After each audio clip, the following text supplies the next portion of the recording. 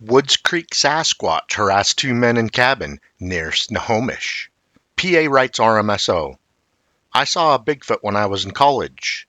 I saw it up close and personal. I was staying at a friend's house near Snohomish, Washington. He was a rookie cop at the time. I'd hang out in the summer at his place hiking, boating, dirt biking, and so on. The one I saw had his chest pressed up against the glass of my friend's bedroom window. It was dark outside.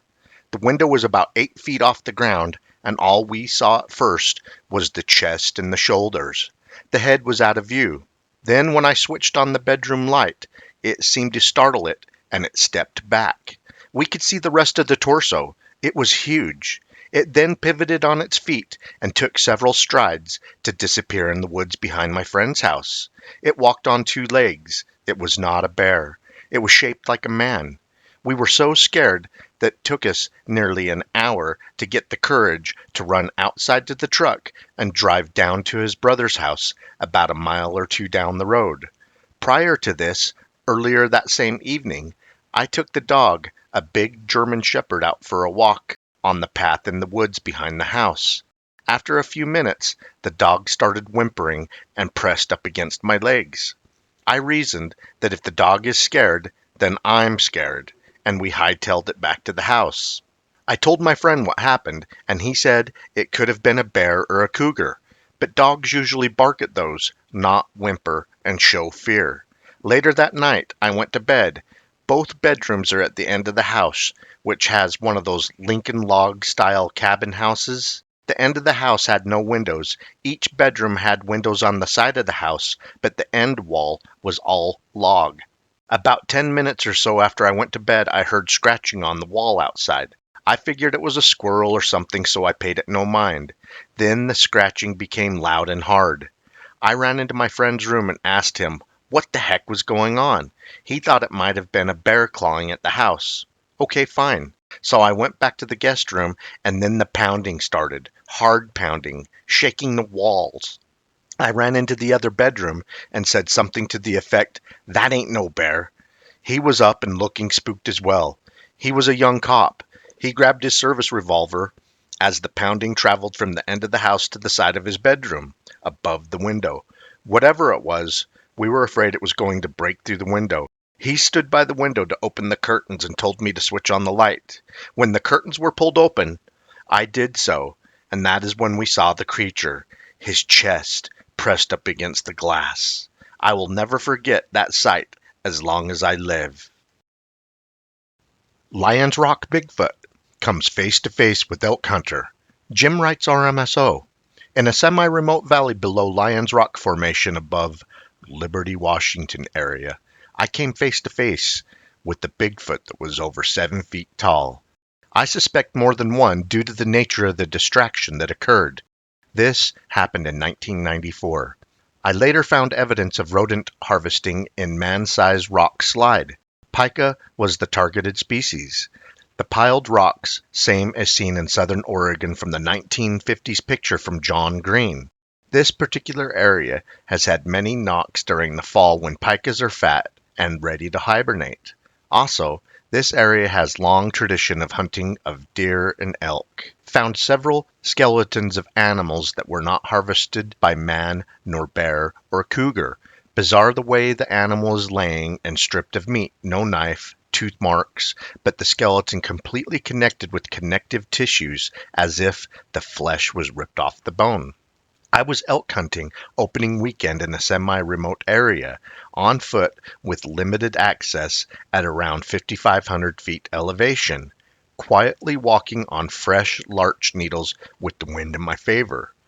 I slow walked, spotted and stalked, as quiet as I could be. Perfect hunting that day. I've never been so scared. I had a powerful rifle in my hands and it seemed very inadequate that day. I suspect I caught the male watering. It seemed to be drawing my attention away. The wet dog smell was intense. I suspect there were others. It was looking at something else. Then it disappeared silently. It was black or dark in color, hairy face. Upper torso was like a gorilla, however the legs were longer and straighter than a gorilla's. Gorilla like Bigfoot in King Canyon. A Sequoia Sasquatch stomps into camp and grabs a man by the feet. Frank writes RMSO. I've always wanted to tell my story, but never had anyone that would believe it. But my cousin Tony was with me. Me and my family have been camping in Sequoia ever since I could remember. My earliest memories, like around 1992, goes around summertime to Sequoia King Canyon camping every single year. We always stayed at the campground Stony Creek, my family's favorite spot for many years. I had a couple of experiences there. Like I said, the earliest experience I had was in second grade. All the adults set up camp and all the kids go out to play in the woods. I was running, trying to hide from my cousin, and ran far into the trees. I hid behind a tree waiting for my cousin to find me and heard something moving like 30 feet away. When I looked, I seen a big gorilla looking thing behind a tree looking at me. I froze in place, then ran fast as hell. I was screaming, told my cousins. They didn't believe me. The oldest was like 13 and didn't believe me, but that was my first time. Every year after that, never seen anything till like 2002 and 2004. I do remember that the forest by Yosemite was on fire for like a week straight. Everyone in Sequoia was not able to have campfires that year. It sucked that year. We stayed in campsite named Princess. I was like 16 years old. At that time, my cousin was like 19. Everyone and the adults were having a great time. When we first decided that we wanted to live dangerous, we pitched a two-person tent like 100 feet from our campsite on the outskirts where it became forest. Anyway, that night we could hear branches breaking in the woods, but we never thought anything of it because so many go out gathering campfire wood. And this place was populated with campers. Anyway, that night me and my cousin went to our tent to sleep that night. My cousin got sick and threw up outside of the tent before he went to sleep. I know, genius. Anyway, he threw dirt all over it and we went to bed like 12 a.m. And that's when it all happened. 2 hours later, I was awakened by two giant vibrating footsteps. There were several steps I heard coming closer and closer. The way I described it, it was like Jurassic Park when you see the cup rippling. I felt that on my back. I slowly turned to my cousin and shook him awake and covered his mouth without making a noise. As soon as I woke him, it's like right away he felt that vibration to the walking. I never forgot that feeling in my head. I thought to myself, this is no bear. It sounds massive. Like in my head, I would say like only an elephant would be big enough to make the ground vibrate like that. As if whatever it was wanted to see if anyone was in there or would wake up and make noise. But we didn't. We stayed silent. We covered each other's mouth so that neither one of us could scream. Terrifying. Then it got close. It's like it was waiting for a sound from inside the tent, but nothing. 20 seconds later, I felt a blunt, round, warm thing touching my foot. That was against the tent wall. I remember it was a small two-person tent. I felt it go from the bottom of my foot and slowly upward. If it was a bear's nose, I think I would feel it breathing, or a side-to-side movement on my foot like a dog. But no. It touched my foot and went slowly up my foot until I couldn't handle the fear. I ripped my foot back and it went, ah, fast and low. Like I heard a slight grunt, like when a fat person get up from crouching, but a sound so deep and massive, I knew whatever it was, it could just jump on the tent and smash it up. It sounded like it was an elephant outside the tent. Then we heard it walk away from the tent, but not as loud as when it came up to the tent. Still felt the vibration, but could not hear the stomping like when it woke us up. The next morning, I didn't think to look for tracks or anything because I thought it was a bear, but something in the back of my head says no. I will never forget the footsteps coming towards me. Boom, boom, boom, boom.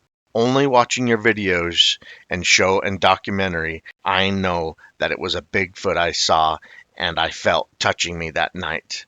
I feel better being able to get it out, like I said in Sequoia Canyon, where the giant redwoods are, Stony Creek, and Princess campsites. Thank you for listening. I know they're up there.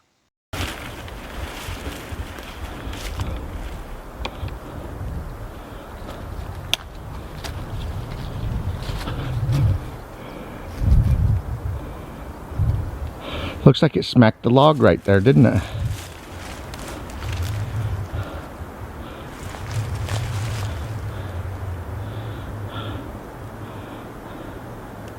That's interesting though. It looks like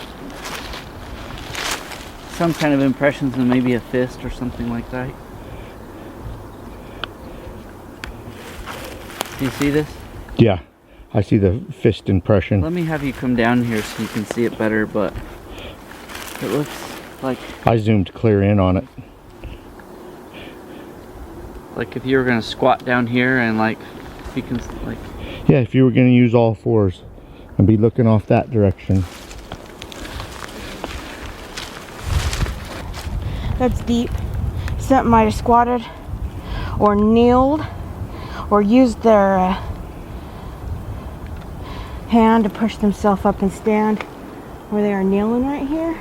It's a great lookout point. Look, you can see in this entire canyon off to the right. Oh, look how steep it is. And then you can see the mountainside off to your left. It's a great vantage point. And look, it looks like something smacked the log with the stick.